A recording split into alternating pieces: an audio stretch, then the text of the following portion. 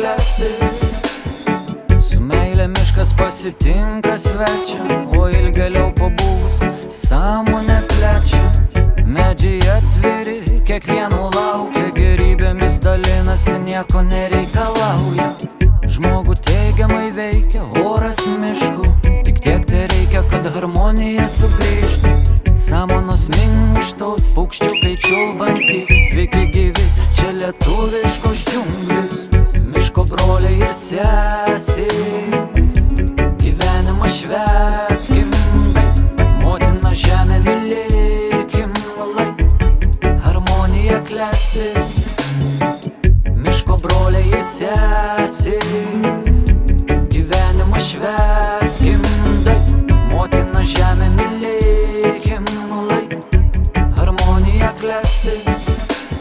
Gera vaikštinėti lietuvėliai po gamtą, kiekvieną kartą kažką naujo atrandam. Gėrių terapija, kūryba įkvepia, mėly draugai, tai gal per naktį pasilikime basi, pasitiksime mėnulį padangį, su nuolankumu įkursime ugnį gavijai, pasmelkysime apvalantį kadagį, pagerbdami žemę, orą, ugnį ir vandenį.